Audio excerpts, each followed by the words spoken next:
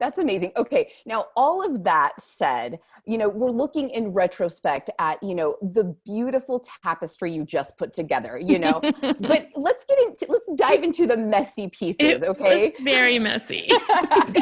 So, okay, let me just take you to the point where you decide, I want to quit design school. Okay. Was it a process? Oh, you wake up and you have kind of like this aha moment. So from that step to then emailing Lewis Howes and kind of getting there, like, you know what, I could do this. Did you have any naysayers, like either in your family or in, your friend group or anything like that? And how did you handle that? How did you handle like maybe counselors at the interior design school saying, what the heck are you doing? The truth is, nobody naysayed me. And I think it's because I had a fire in me, and I had never had a fire in me. Like, I distinctly remember kind of the week after I started talking to Lewis, like he called me and I geeked out like a fangirl. I really did. I didn't know him at the time. I was like, this guy's a big deal. Now I know him so well. I'm like, you're a human being. But like at the time, I remember I didn't sleep for a week. I had this like fire ignited in me. And I kind of think like I remember my professor at design school, we were like reviewing my final project, and she just kind of looked at me and was like, you're going to do something different, aren't you? And I was like, yeah, I am. I don't know what. Like my friends as well. Like I remember my roommate at the time, like even my parents were so supportive, even though they were like, you just spent 4 years in design school. Okay. Like, I think everyone just kind of could tell, like, she is pivoting and no one's going to stop her.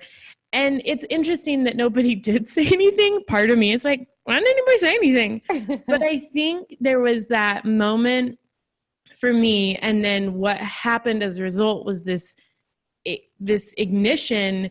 It was my energy. My energy spoke louder than my actions. And now that I look back and all my friends are like, yeah, we kind of knew you were just going to make it work. And I'm like, why? Did you see my bank account? Did you know that I didn't have any money? Like I had no proof that this was going to work. But I, speaking about Worth, kind of my passion project now, I think that was a really early indication that I had more self-worth than I realized.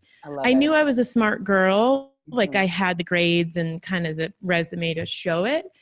But being a smart girl doesn't guarantee success as an entrepreneur. So I think it was honestly like an inner self-worth that I didn't even know I had. And there was something about that moment where I thought, I am going to bet on me. And this is a long shot and it might be like a 10-year bet, but I'm going to do it.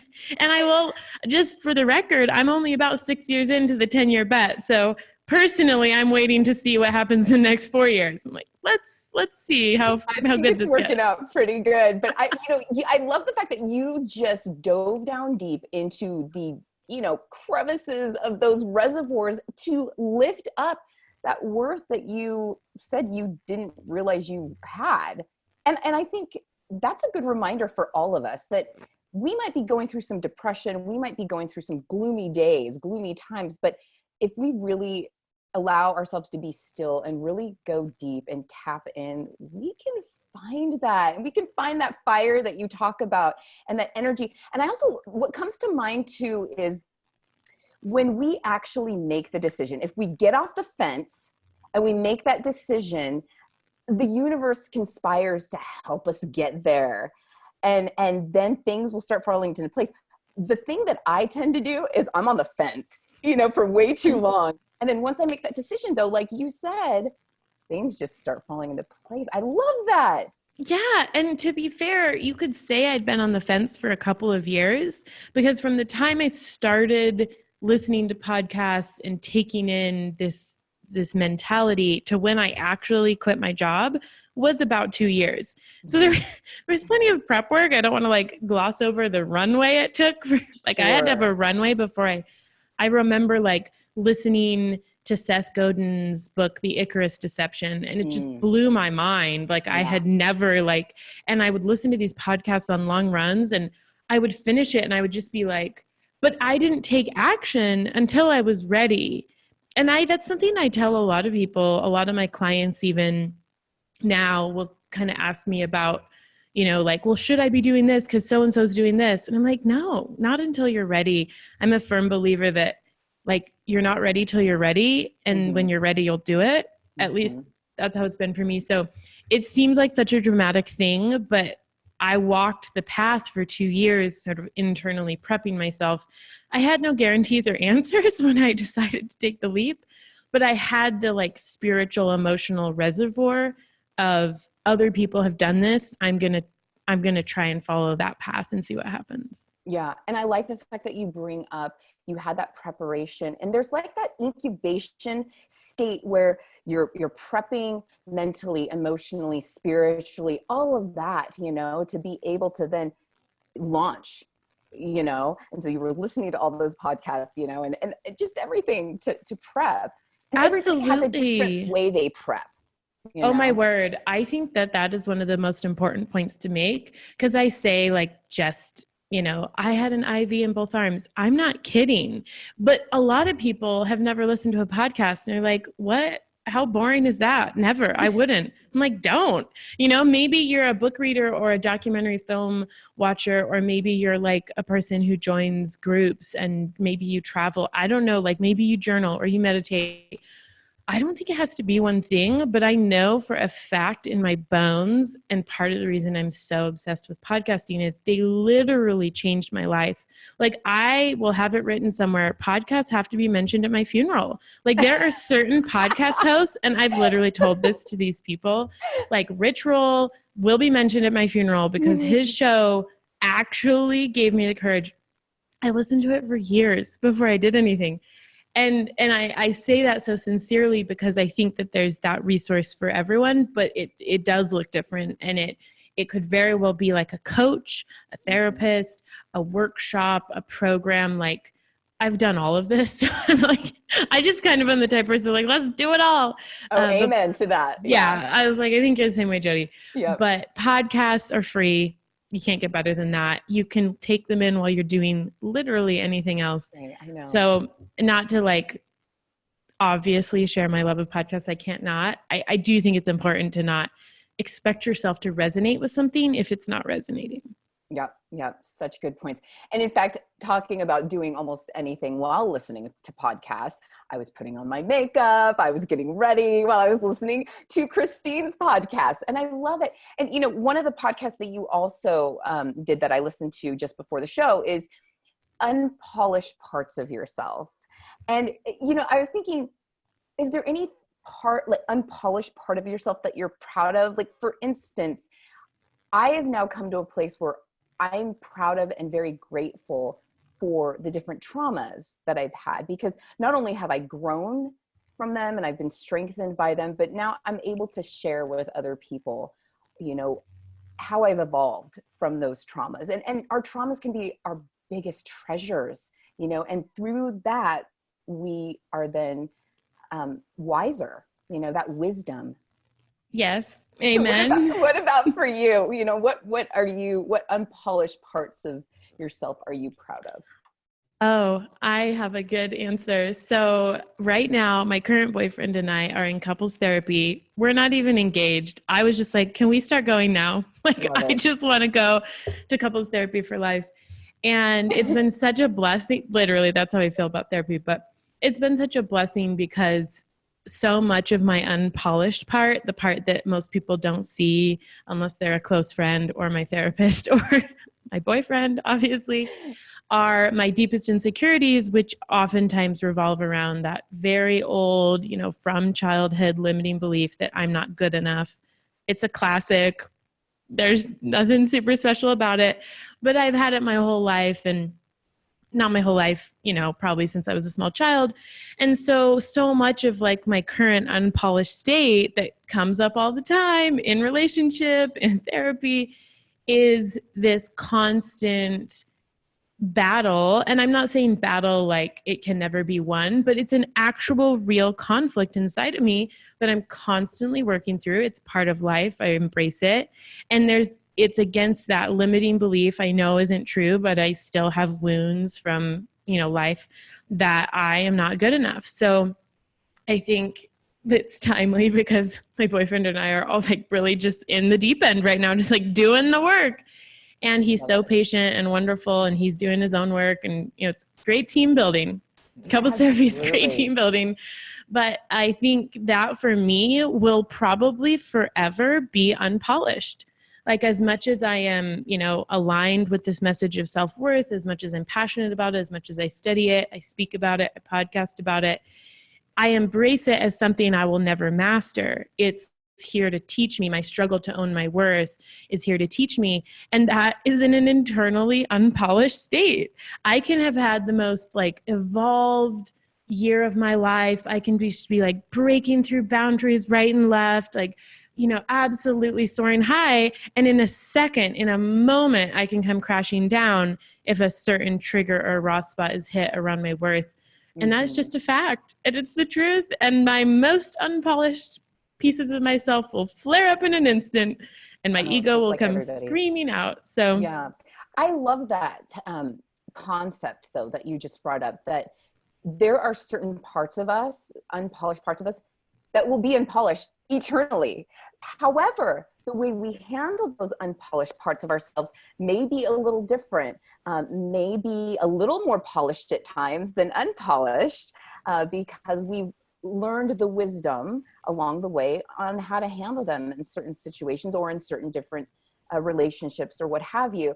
I know for myself, and for many people, a lot of this stems from family of origin and what we've gone through. And in different relationships, those things are triggered.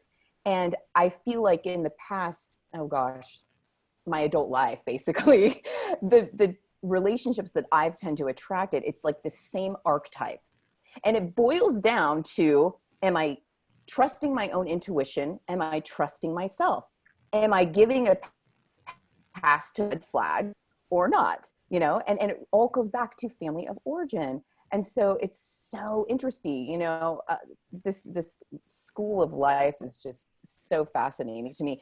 You also talk about in one of your podcasts how you at first felt almost shame or guilt around the fact that, hey, I'm just this girl who grew up in a good home, a loving family. Why should I go out and basically open myself up to the fact that I feel like I lack worth? There are people who are way, worse off than I am, who've had horrible lives, and why me? But the thing is, it doesn't matter if somebody's had a horrible life or has had a life full of love. That worth piece, anybody could still have. So speak to that a little bit.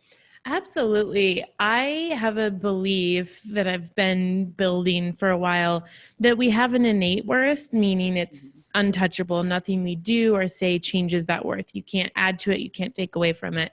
And I call it worthful, like you're already always full of worth.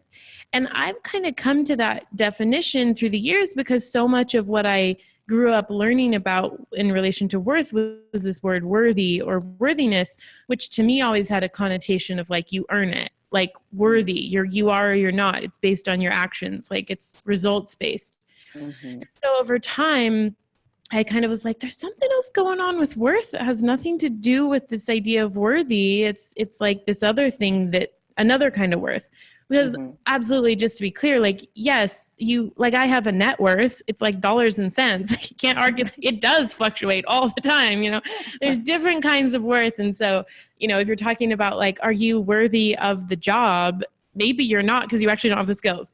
But when it comes to worth, as far as like a human being, innate, in my belief system from a divine source, that's the kind of worth that I'm curious about. And so a lot of my exploration and why at times I've felt shame or guilt around being like, is it okay for me to like struggle to own this? It was between the conflict of trying to fit my concept of worth in kind of this world standard, like you have a net worth and you have a, career worth, and you have like you could even say, not to be callous, but like a guy could rate you on a scale of 1 to 10 of like your hotness level. And like these kind of, you could say toxic, or you could say just like numeric values. I think for a long time I had struggled because I was trying to reconcile my innate worth with this subjective worth, and the two don't reconcile because they're actually separate. And I think that as many years as that's taken me to kind of unpack and start to be like, oh, the breakdown happens, the struggle happens, that it's happened to me, it can happen to anyone, is when we start to confuse our innate worth, this concept that I'm already always completely full of worth, and that can't actually change with my current bank account, my relationship status, the size of my body, how cool my friends, whatever you want to start, measuring with. And that has been a game changer for me to realize this self-worth, this concept that we value ourselves based on something completely disconnected from our results. To me, that comes from this divine source.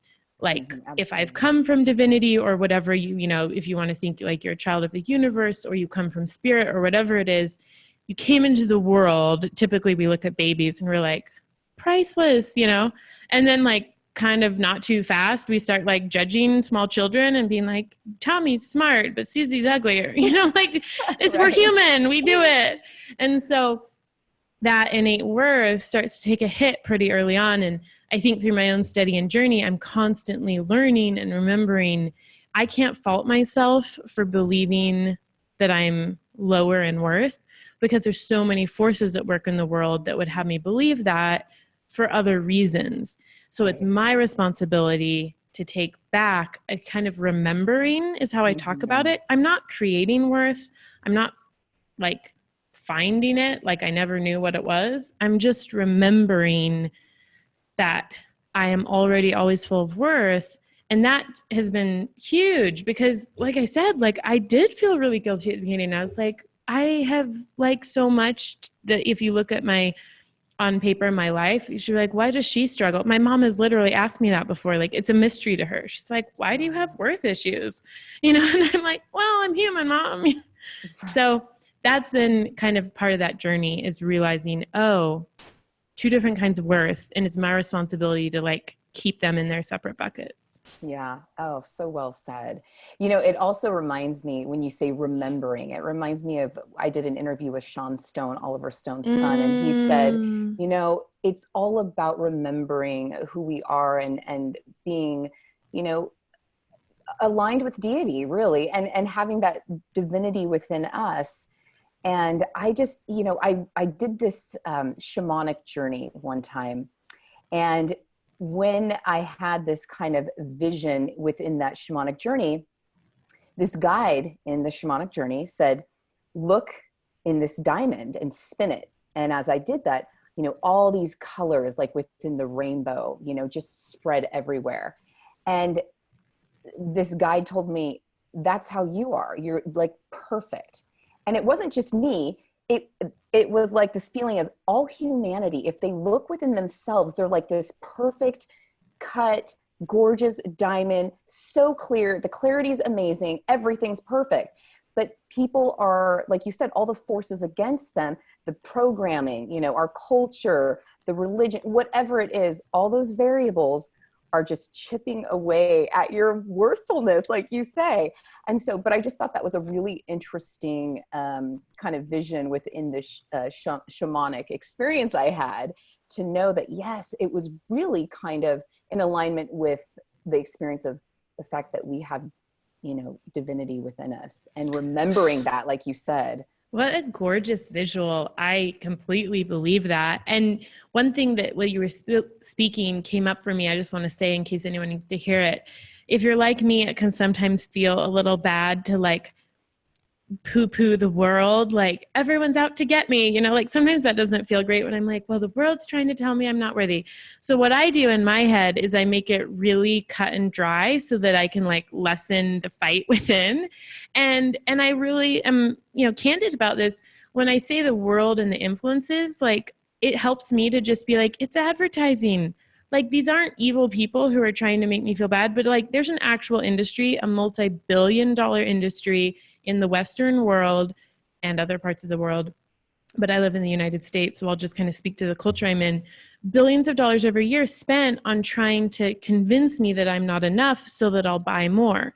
And that's just like straight facts, business. And so sometimes it helps me to kind of put that in my head, because it helps me kind of like label the monster as not a person. I'm like, it's just the advertising industry. So on days when I kind of need that boost to like believe in myself, I'm like, Christine, the advertisers are nice people. You're friends with a lot of them, but it's just a job. So they're actually not telling you the truth. Like, you're not hurting anyone by disbelieving the advertising that you see.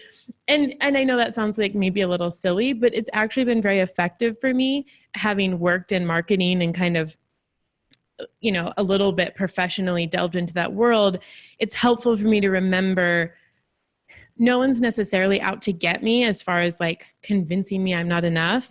Mm-hmm. It's 100% okay for me to like go in the direction of full self-confidence and self-worth, because the only forces that are really at work on me are like advertising dollars, and nobody cares. Like, that's fine. I can ignore those. Yeah. Yeah. So good point. We're never victims of anything. At the same time, how have you personally dissected the layers of maybe the programming, like, the marketing or what have you, the culture? What have you been able to do? Oh, I love that question. Many, many things. I'll share a few that come to mind. I've done a ton of, this is not what you're going to probably expect, but I spend a lot of time every day in daydream land. And that may sound bizarre, but let me explain what I mean. Not at all. When I am like scrolling Pinterest or Instagram, I am hyper picky and conscious about what I'm taking in. So a lot of my inputs now, especially digitally on social media, are like very consciously curated to only feed me messages that I actually feel aligned with. So if like a brand or an influencer, if I'm following them on Instagram, it's literally because I actually think that they're inputting positivity into me and truth. I don't follow a lot of my friends on social media, not because I don't love them, but I'm like, I don't think you put quality content out there. So I love you, but I'm not going to follow you. I'm very, very conscious about like the inputs, in large part because a big part of my profession is being connected to influencers, and I am like hyper connected to social media professionally. So I have to just be crazy conscious. Like, you only get into my feed if I have like heavily vetted you and I really respect what you're saying. And so that's been really, really, really helpful. I think there's, we're not mincing words here to say social media can be like an amazing tool or like a really toxic influence. And so I'm the first, as one who contributes to the noise on social media, I'm the first to say, like, be hyper picky about what you allow into your social media feeds and make sure that they're very aligned with like the kind of messaging. So that's been a huge, huge help. And I think taking responsibility for that has been really empowering, especially professionally, knowing like I can have really healthy boundaries around social media and what I'm taking in. So that's been massive. It's so simple to do. I give you permission right now, anyone listening, you can unfollow anyone or mute anyone's notifications. Like, no need to take it in if it's not adding value to your life. That's been huge. And so when it comes to daydreaming, I actually spend time every day just taking in really excellent, uplifting, inspirational, creative content. I'm a creative at heart. Design school was not like that far off. And so a lot of what I take in every day is like visioning. I'm essentially like, envisioning every day kind of the lifestyle, the priorities, the feelings that I want, whether it's in home or relationship or food or fashion or whatever. That's been really helpful to me because it's allowed me to curate my inputs so that like when I'm scrolling through my email or my social media, I'm seeing images of like incredibly beautiful women who look like me or who have real bodies or who are amazing entrepreneurs and they're married and they have kids and they're not burned out. I'm like, oh yeah, that's possible. And I'm like really conscious of that. And I'm super picky about like following people who are living in a way that I'm like, not just aspiring to as far as like the gloss of like how pretty their photos are. I'm like, I actually know them in real life and I know that they actually turn their phone off every night at 6. That's my aspiration. Like that's who I'm following. That's so great. That's been like a very helpful, I think that's like anyone can do it. It costs no money. It doesn't take that much time. but like give yourself permission to curate your social media to really like feed you instead of suck you. Cause I think it goes one of two ways. And then something else that's been absolutely massive that I would never want to skip over is I've done a lot of personal development. And that was truly the beginning. Like before I had the awareness or kind of the inner strength or the inner confidence to build my own business and do all this stuff that's on my resume, one of the first things I did was go to therapy. I had no idea how to go to therapy. I'd never said the words out loud. My life is hard. I'd never said the words out loud. I'm angry. Like, I didn't think you could say that. So I'm the biggest advocate. Like, therapy is so helpful. It's a great starting point. I don't think you have to go forever, and definitely find a therapist that works for you. But that was massive. And from there, I hired my first life coach. And from there, I went to my first personal development workshop. And that ended up becoming like a 4-month training where I had a ton of coaching and a team. Some of them are still my best friends to this day. So I like heavily invested in outside support early on because I kind of knew I was like, I'm going to create a new life, but like, I don't know how, and I need help. So whatever your financial like position is, like whatever you can invest in yourself professionally, getting support, I 100% encourage that. And then over time, mixed in with all of that, I've read a lot of books and I've listened to a lot of podcasts, and I have done worth. Yeah. So there's multiple options, but I would say like between curating my social media, investing in professional support, and then making sure I'm taking in really good content, that's really been the bulk of like the unpacking process. And I also want to just clarify, it's been 6 years. So like, this was not a 1-month project. Right. It's Absolutely. A journey that's ongoing forever. Yeah. Oh, those are great tools to help with the programming, help with all those things, the forces that may, just kind of pick away at your worthfulness. And so I think those are great ways, and you brought up something about when you're looking at social media, does it sap your energy or does it uplift you? And so really take note of that. I think that's important, like you said. Absolutely. I just remembered, oh gosh, this was probably like 4 years ago. I was early in my journey. I just moved to LA. I was figuring out freelancing. I was deep in self-development. Like it was a hot mess. Like I was like literally had like boiled myself down to the ashes and was like reconstructing. I was like a very, Phoenix. Yeah, it was like a firestorm time in my life. And I remember kind of grappling with so much. Like it was like a very rebirth process. And one of my best friends at the time, I was chatting with him and I was like, I think I need to like start writing some of this down. And he's like, okay, write something down and send it to me.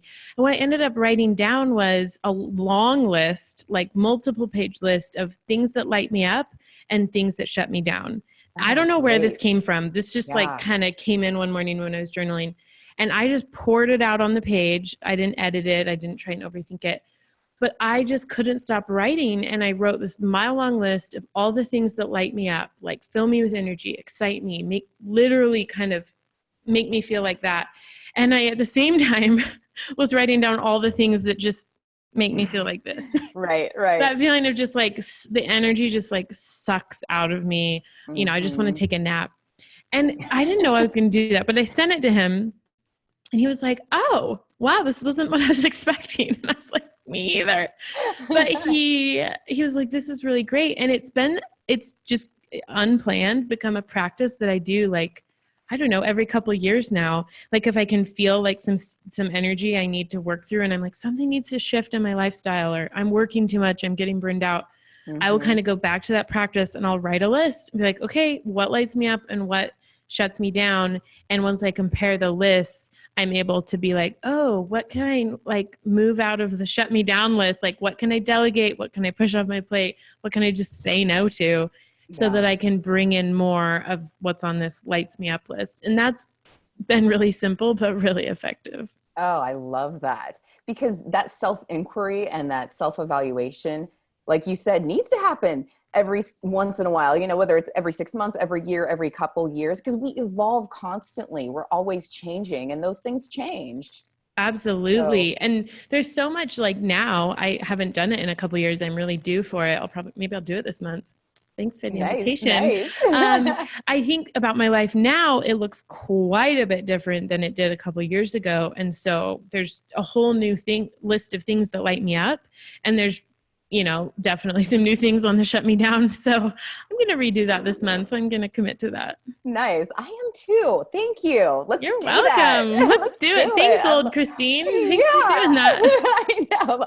I love these ideas. These are beautiful. I'm going to definitely make sure that I put all of these, links to your website and your social media in the description as well. Let's talk a little about podcasting. You're obsessed with podcasting. What about people who want to start out?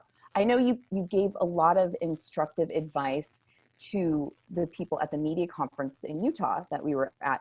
Tell us a little bit about that and what you would advise. Absolutely. I'll keep it brief because my intention is to never overwhelm anyone. I know most people who come to me and are like, I've been thinking about podcasting, but I'm just not sure if I have the time or the space or the money.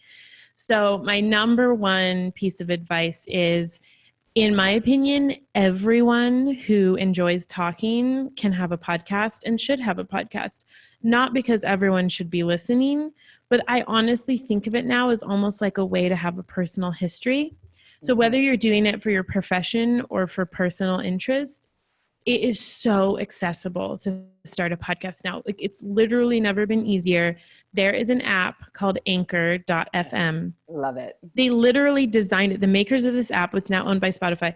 They designed it to actually allow anyone to just pick up their phone and start a podcast. So it couldn't be easier. So if you're an absolute beginner and you just want to have a show and you're not trying to do anything fancy, go to Anchor.fm. They'll literally walk you through everything. So there's kind of no barriers anymore as far as this, sharing your thoughts through this medium. But my word of advice to literally everyone, even super huge influencers that come to me and are like, I want to start a podcast. I tell them the same thing. And I say, do this as part of your legacy so you can share the thoughts and the feelings and the insights that are most important to you with the people who want to hear. It's the most accessible platform. It's even more accessible than video because you can listen while you're doing something else. It's free for the consumer, which is so cool. It honestly doesn't have to cost you very much. If you want to be low budget about it, you can. And there is something, this is kind of the cherry on top that I feel so strongly about. Podcasting is so intimate. There is something about that experience of having someone's or a couple people's voices in your ears when you're just living your life and they're just kind of speaking words of truth or entertainment or stories or whatever it may be. But it's unparalleled. It's a wholly unique experience to kind of, in a way, sit in on the conversation and feel like you're in the room listening. And I think, having had a lot of conversations with content creators, that's sort of the art that we've lost that we're trying to reclaim, like the art of a powerful story, the art of a powerful conversation, the art of the oral tradition that allows you to kind of just go into your ears and your mind and take in a message. And that to me is the magic of podcasting. It's this extremely intimate, rich, authentic experience. There's no gatekeeper. There's no time limit. You don't have to be approved by a network. It's just, it's there's no barriers. You can just turn on a microphone and start speaking. And of course I need to say this 'cause, I'm a professional producer. There's a difference between just sharing your thoughts and creating a great podcast. There is an art to podcasting, but just a word of encouragement. If you're thinking about podcasting, you're getting curious, you're wondering, is it something I should do? Yes. Also, it can be as simple or as complex as you want. It can be as creative or as simple. And more than anything, think of it as a way to share your legacy with the people who really care. Right. And like you mentioned, it's almost reviving that ancient tradition of oral history. Like you said, my youngest sister, she did a master's degree at Columbia University in oral history. Oh my gosh, that's so cool. And so, she would talk about these different things that she would research, and she'd go back into the archives and listen to some of the stories, or she would record old stories that a lot of people hadn't heard before. And so I love podcasting as well. So I think it's magical. It is so magical that I'm not even going to say anything else because you just said it. Like, what's cooler than that? I know. So let's talk about some of these influencers and some of our favorite podcasters. I mean, I have always been kind of an auditory learner. Like we talked about, it's just so magical. It's very intimate. You can be anywhere doing anything. Often when I'm driving, when I'm exercising, I'm listening. Yes. And, Danielle Laporte is also another favorite. Yes. Tim Ferriss, I mean, Lewis Howes, the list goes on. It's just, like you said, I think I probably have 2 IVs as well going on with the podcasting and the YouTubers and all of that. I love that kind of, media. But there's just different things that you glean from each one and also their guests. And it's just amazing. I love it. What about you? It's the coolest. So let me just give 5 or 6 shows that I recommend because it's so subjective. But in case you're feeling overwhelmed, you're justified in feeling that. There's over 500,000 podcasts actively on the platforms right now. So it is a big world, but I don't think it's too saturated. It's just a matter of navigating into what you enjoy. So don't feel like you're supposed to listen to certain podcasts. There's one out there that you'll love. Just find it.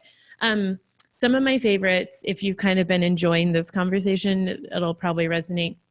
One of my absolute favorites is the Robcast by Rob Bell. Nice. He is, in a nutshell, he was a mega church pastor for years in Michigan, felt the call to leave the mega church and just share and speak to humanity outside of the church. One of Oprah's favorites, one of the coolest humans on the planet. I love his show so much. And he has all people on there, atheists, rabbis, soil experts, everybody. But Rob has this incredible background. He's an amazing historian and scriptorian. So I've loved the Robcast. He's just the coolest dude. So Robcast, one of my all-time favorites. Health and wellness. I will say it once, I'll say it again. Rich Roll podcast. The first podcast I ever listened to, still my all-time favorite. I have listened to I don't know how many hundreds of hours. He was a corporate attorney, overweight, burned out, sick, converted his lifestyle, became a vegan ultra athlete, and is now a major wellness influencer. One of the coolest people on the planet. Endless inspiration. Really inspired me to take control of my health 7 years ago. So there's more than one reason. He'll be mentioned at my funeral. If you just love good stories and you love kind of shorter podcasts that are based in real life, but beautifully crafted, I absolutely love Modern Love. They're short little 20-minute episodes that come from the New York Times Modern Love column, and actors and actresses read the stories people have written. They've actually developed it into a Netflix show. Yes, I was just going to say. I haven't watched yet. And my gosh, Christine, you're going to love it. My boyfriend has it queued. He's I know you're going to love this. We've been watching Star Wars and not. Anyway, so Modern Love is one of almost brings me to tears every time. So that's a really digestible storytelling one that's so poignant and beautiful. One that I've been listening to lately that I can't even express how much I love it is it's called Meditative Story. It's very new. It's put out by Thrive Global, Ariana Huffington's kind of new venture. And it is people in their own word, the actual writer of the story narrating the story of a pivotal moment in their life where they kind of came to themselves. And it's beautifully produced. And then there's a guided meditation that goes with it. It's just the coolest. They're short episodes. They're so beautiful. I'll listen to them in the morning sometimes. And then, I just have to shout this one out because it's a new find of mine. Every week there's a new find of mine, but my current new find is actually a new client for me. Is an existing show that I just started producing, but it's the founder of Sprinkles Cupcakes, Candace Nelson, who's this fantastic celebrity chef who's huge in the pastry world. She's one of the judges on the show Sugar Rush. She has a podcast called Live to Eat, and she's just interviewing other chefs and foodies, and it is so much fun because these are I love food and I love lifestyle, everything about it. Oh yeah. So she is interviewing these fantastic celebrities and chefs and creators. And it just makes me want to not eat in a bad way, but every time I listen, I'm like, I just need to quit my life and cook all day. It's so much fun. It's great. And those episodes are kind of shorter too. They're like 30 to 40 minutes. So I'll stop there. You have to stop me, but those are just some of my current favorites. Those are some fantastic suggestions, though, just to get you started if you don't listen to podcasts or you want to, my friends. And you know, what I'd love to talk about with this gal from Sprinkles Cupcakes, Live to Eat, for those who don't like to cook, like me, what do you suggest? You know, I'll cook if somebody else is cooking with me, but I was just talking to my mom. My sisters, my mom, they love to cook. They're like domestic goddesses. I don't know. I did not get that gene. I love that. They're all like, Jodi, come help us in the kitchen. I'm like, oh, you know what? I think I have something else to do, guys. I love that you own it. God, you know what? I will say this about that show. One of the things she always asks the guests is, what are your favorite restaurants, like wherever, whatever city they're in, like LA or Sydney or New York or whatever. And so I have been like taking copious notes because, you know, chefs, like they have good restaurant recommendations. Now so if you're looking for good restaurant recommendations from people who eat well, also a great show to listen to. No, I love to eat. Absolutely. And I love good restaurants. So, I'm going there for those suggestions for sure. These are so fun. I love it. I could talk to you all day, but I want to respect your time, and we've already gone to an hour, and it's so fun. So much fun. Well, okay. I want to make sure that along with this list of amazing podcasts, you definitely go to Christine Baird's podcast. Okay. The Worthfull Project. And I've already listened to like 3 or 4, and I already love them. They're like, thank you. They are magical. And like we talked about, they're intimate, and they really let you into a person's heart and soul, especially yours. Yours really does that. And so I really like that. And if you are having, you know, a maybe difficult or challenging journey with, you know, your worth, I just really think you're going to appreciate Christine's podcast and her journey and where she's come and how she's continuing to evolve, like all of us. Thank you. That's the real, like, that's the truth. This is my podcast I started a couple years ago, truly is like accountability for myself on my journey to own my worth. It's called the Worthfull Project. And it's truly just like me journaling out loud once a week or sharing a conversation with a friend. So I'm on the journey with you. Like, it's in no way me like preaching from a place of knowing more. And I invite anyone who's resonating with that message to come join me on it, because I'm in discovery, and let's discover together what it looks like to own our worth. Absolutely. I love it.